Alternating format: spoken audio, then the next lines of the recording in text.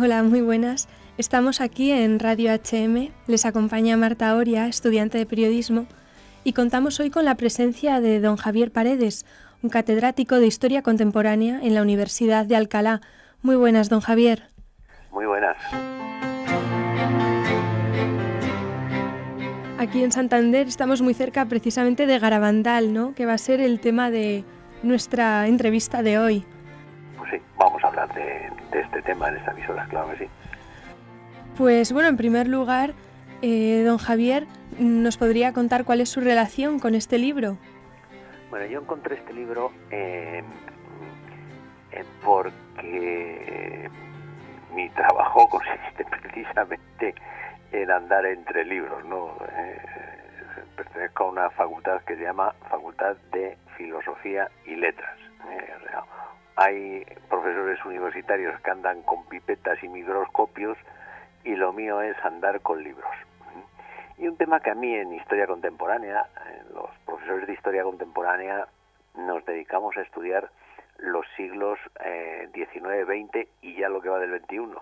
Pero vamos, fundamentalmente nuestro estudio arranca pues después de la Revolución Francesa y tiramos para adelante, ¿no?, en el siglo XIX y XX.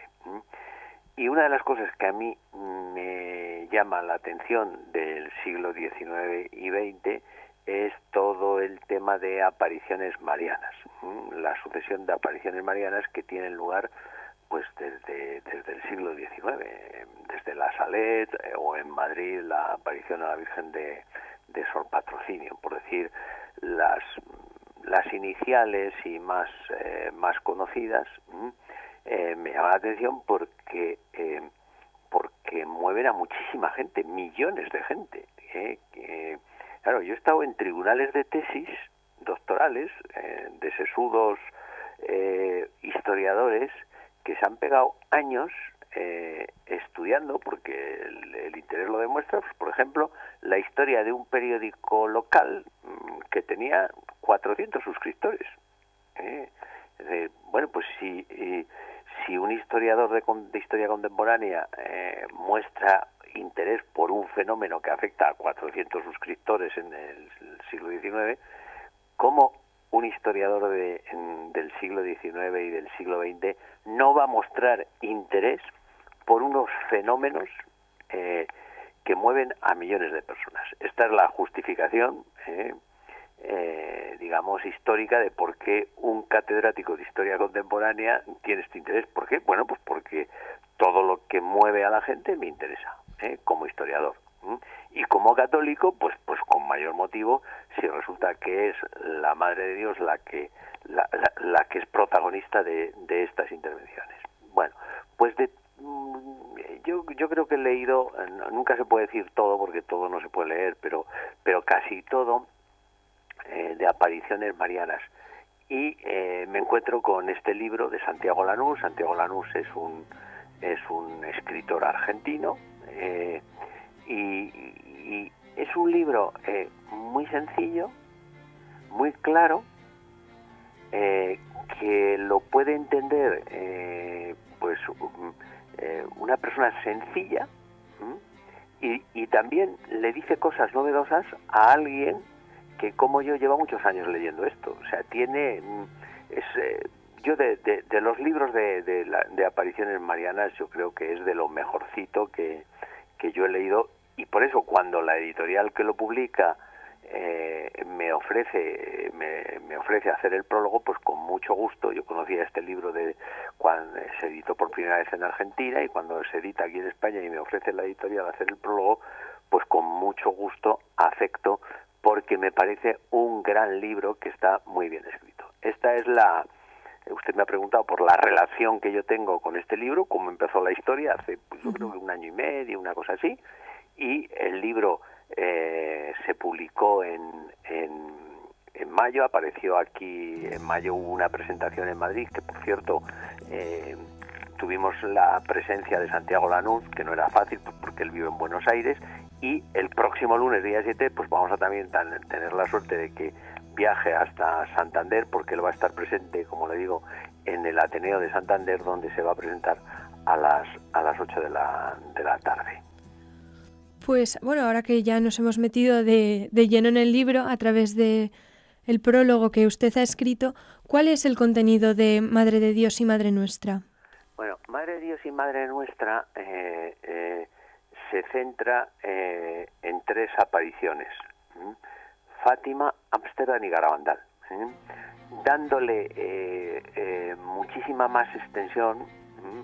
Yo creo que más de la mitad del libro está dedicado a las apariciones de Garabandal. ¿Para qué? Bueno, pues para explicar fundamentalmente, yo creo que la tesis del libro es muy sencilla. ¿Por qué el autor elige Fátima, Ámsterdam y Garabandal? Bueno, pues por una razón, porque lo que se ve en el desarrollo de los capítulos del libro es que la Virgen no dice nada, no diría contradictorio, sino nada distinto de lo que ha dicho en Fátima, en Ámsterdam y en Garabandal, como no puede ser de otro modo. La Virgen no se va a contradecir, es decir, es el mismo mensaje ampliado, continuado. Bueno, pues es lo que hacen las madres con nosotros. ¿Qué hacen las madres con nosotros? Querernos. ¿Qué es lo que ocurre? Bueno, pues que nos quieren siempre muchísimo, pero de distinta forma, a como, no sé, según van las circunstancias. Es decir, la madre quiere de distinta forma, siendo muchísimo lo que le quiere a su hijo cuando tiene 2 meses, 2 años o 20 años. Es decir, bueno, pues esto es lo que ocurre. Es decir, que hay unas circunstancias en la vida de los hombres que van cambiando, y según esas circunstancias, pues la Virgen va diciendo unas cosas u otras, pero en el fondo siempre nos quiere. Este es el tema, es decir, sale al paso, es decir, y sale al paso de un modo, digamos, razonable. Me explico. Juan Pablo II dijo que Jesucristo es el Señor de la historia. Pues bien, si Jesucristo es el Señor de la historia, no podrá permitir que su madre haga el ridículo histórico. Por lo tanto, las apariciones de la Virgen en el siglo XIX y XX tienen que tener un sentido histórico. Y lo tienen, de hecho. Otra cosa es que lo hayamos encontrado, ¿no? Y este sentido histórico es importantísimo, por una razón, porque hasta el siglo XIX las apariciones de la Virgen, podríamos decir que tienen un carácter personal. Aunque nada en la Iglesia es personal, por la comunión de los santos, lo que nosotros hagamos, bien o mal, repercute en toda la comunidad eclesial, eso por supuesto.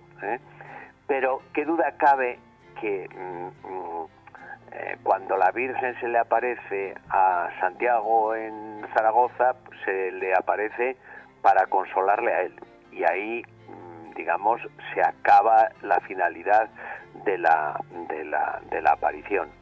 Que por supuesto la aparición de Santiago va a tener una repercusión importante en toda la comunidad, pues fíjese usted, se convierten los españoles y después evangelizamos un continente, pues menuda repercusión tan importante, ¿no?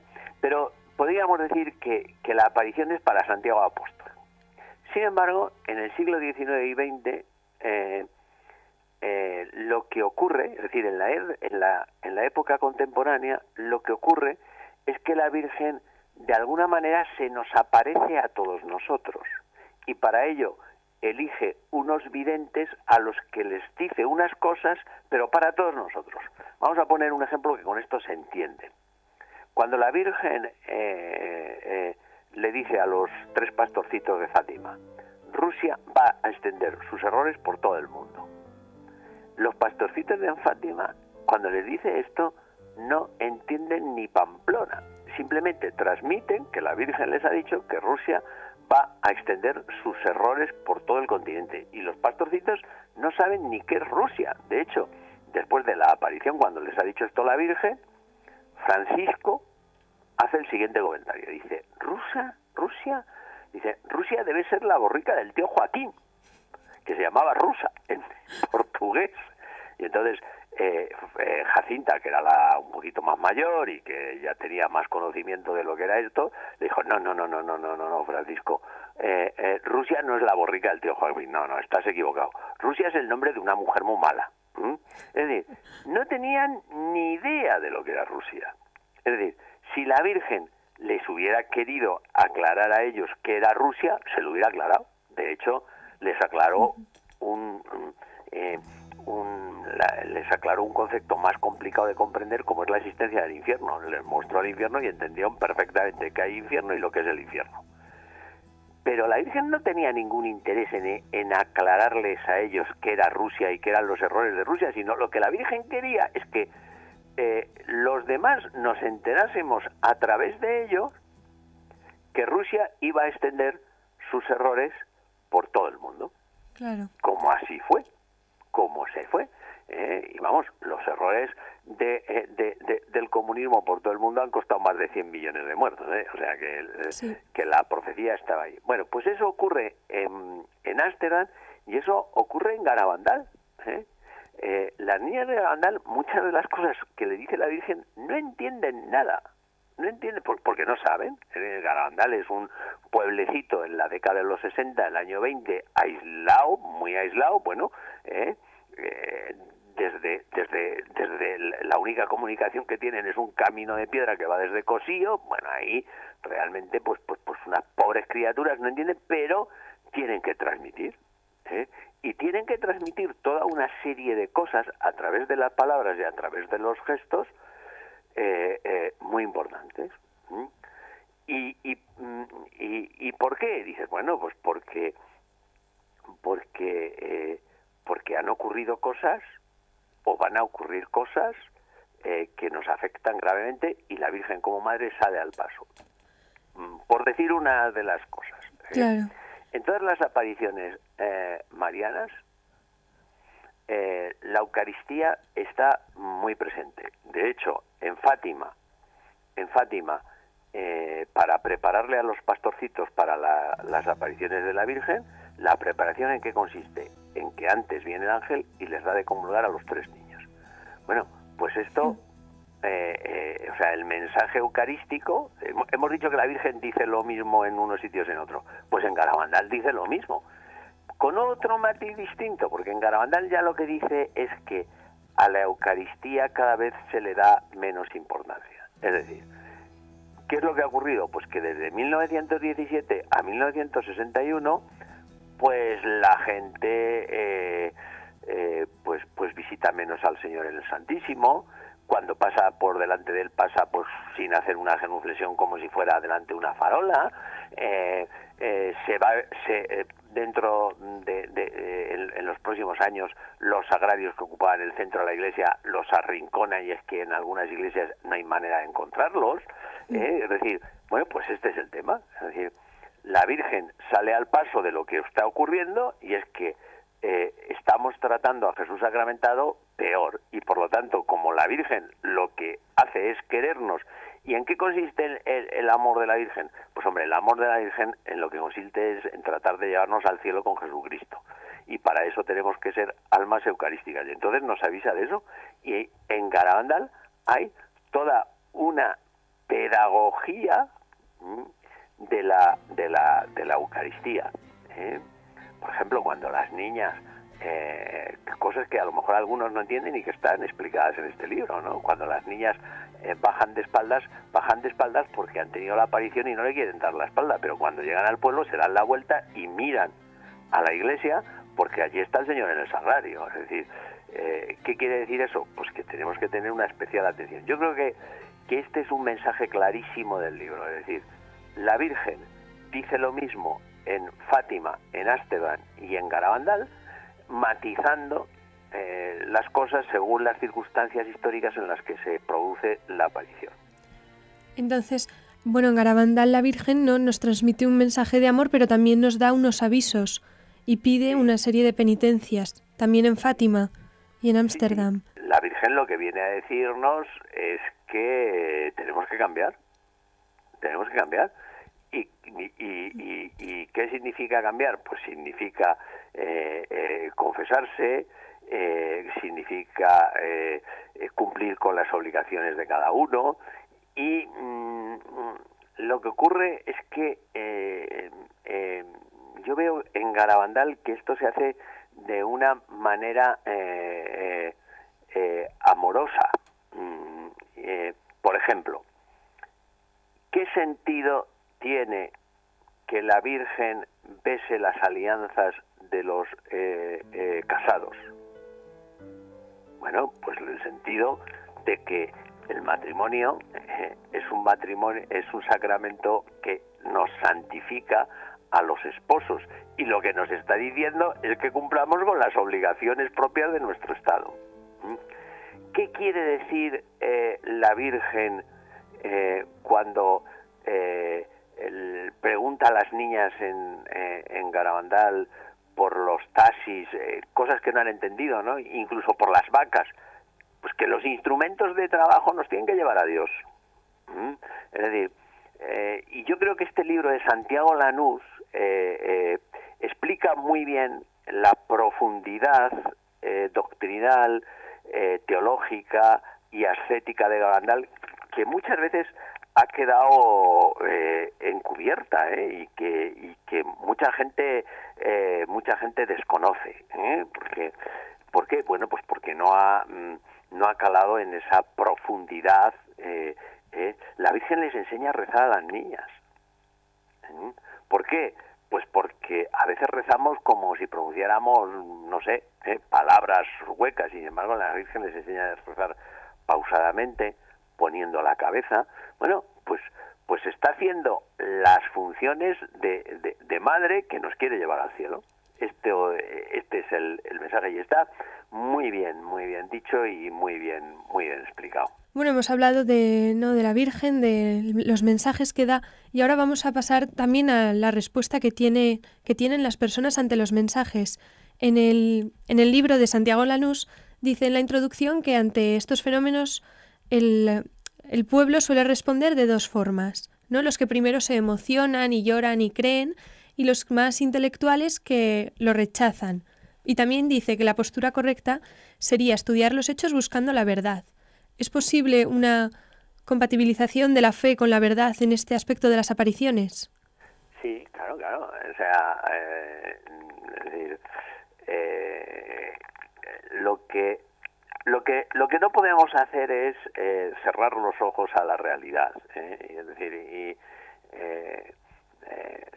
bueno, yo me acuerdo ahora de un periódico español, El Sol, periódico liberal, pero liberal no porque a veces se entiende la gente con liberal tolerante, no, liberal sectario, de los liberales que creen que todo en esta vida es de Texas para abajo, ¿no? Contando el milagro del sol de Fátima, y diciendo, bueno, allí había 70.000 personas sugestionadas por una visión.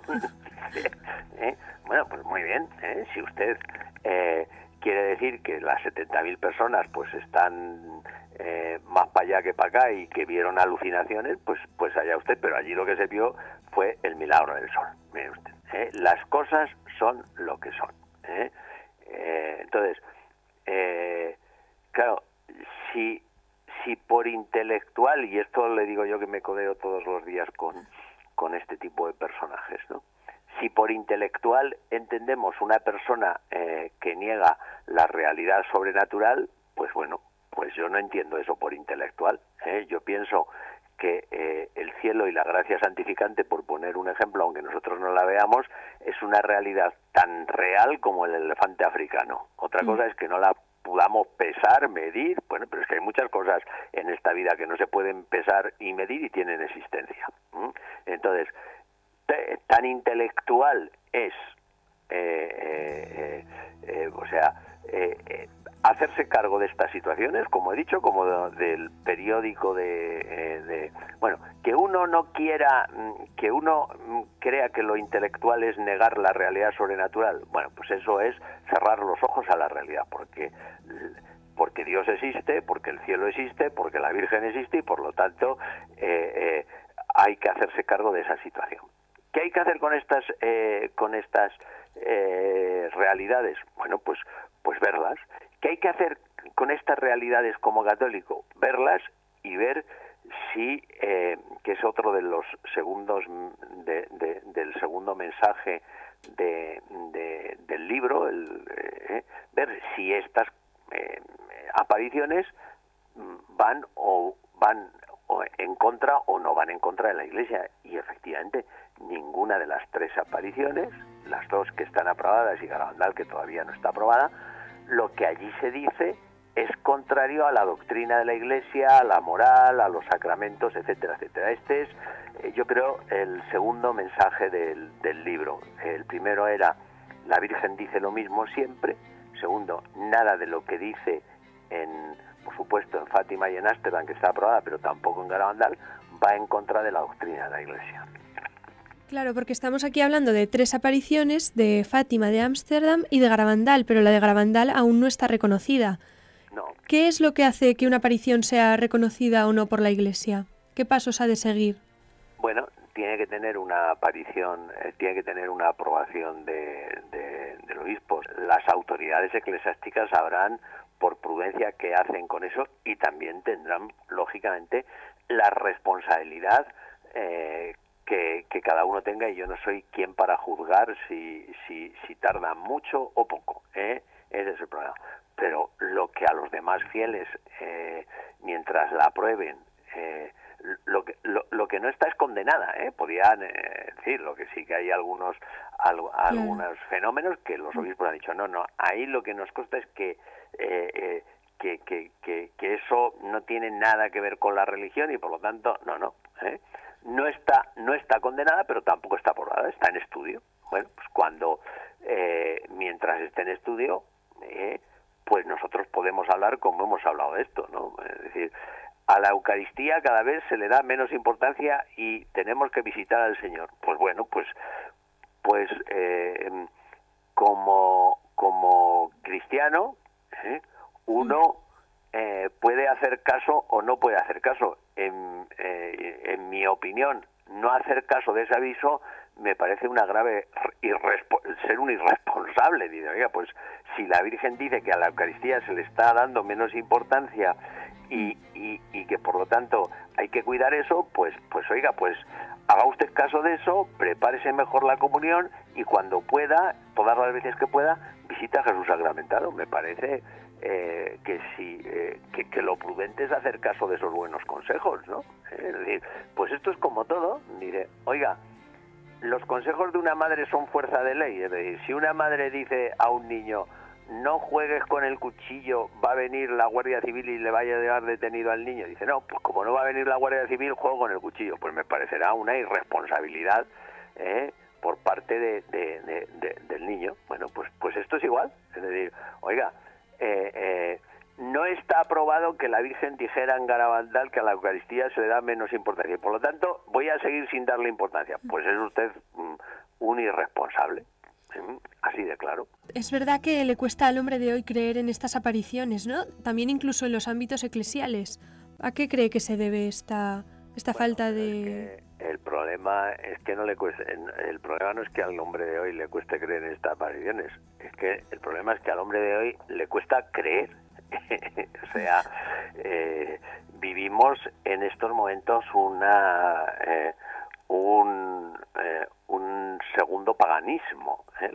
Lo malo de este paganismo es que se produce después de 20 siglos de redención, ¿no? O sea que estamos en un comamos y bebamos que mañana moriremos. Hemos descubierto el comamos y bebamos que mañana moriremos después de 20 siglos. Y claro, el Señor que como la persona que como todo horizonte tiene eso y la mayor proyección en el tiempo que tiene es el fin de semana, que se niega a ver la vida con ojos de eternidad y trascendencia, pues claro, le cuesta creer en las apariciones, en el rosario, en la confesión, en la misa, en los mandamientos y en todo lo que no tenga que ver con el comamos y bebamos, que mañana moriremos. Este es el problema que tienen las sociedades descristianizadas. Es decir, ¿cuál era el error que Rusia iba a extender por el mundo y del que nos previene la Virgen en Fátima? Bueno, de que el comunismo, en definitiva, lo que pretendía era hacer el paraíso en la tierra. Es decir, señores, decían el comunismo, ya no hay cielo ni infierno, el cielo está aquí en la tierra, el paraíso es aquí. O sea, este es el paraíso. Bueno, este es fundamentalmente lo que viene a decir la Virgen en estas apariciones. Mire usted, el paraíso no está en esta tierra. La trascendencia es una realidad. El cielo existe y os quiero tener conmigo en el cielo. Este es el aviso de Fátima, de Ásteda y de Gavandal, fundamentalmente. Entonces, ¿cree que esta abundancia de apariciones de la Virgen en el siglo XX tiene algo que ver con el nuevo paganismo del que ha hablado usted? Sí, y con la extensión del modernismo. El modernismo, que es la herejía que condenó San Pío X a principios del siglo XX, lo que propone es la autonomía del hombre. Es decir, el modernismo lo que viene a decir es lo siguiente, es decir, el hombre no es una criatura de Dios, sino que es un ser independiente y autónomo.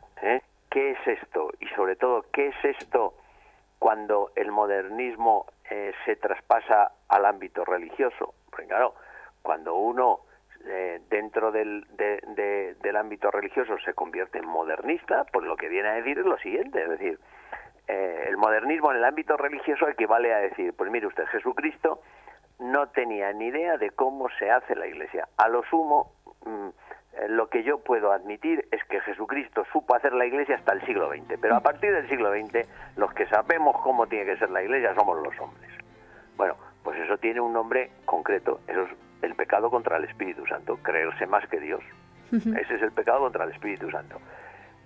Entonces es el momento de la madre, es decir, ante ese gravísimo pecado de los hombres que se cierran al perdón, el último recurso de salvación que tenemos es la Virgen, y por eso la Virgen sale al paso, y de ahí que las apariciones sean tan numerosas, pues son muchísimas las apariciones que hay desde el siglo XIX y XX, y dirigidas, como he dicho antes, no a los videntes, sino a toda la comunidad eclesial. Pues muchísimas gracias, don Javier. Muchísimas gracias a vosotros.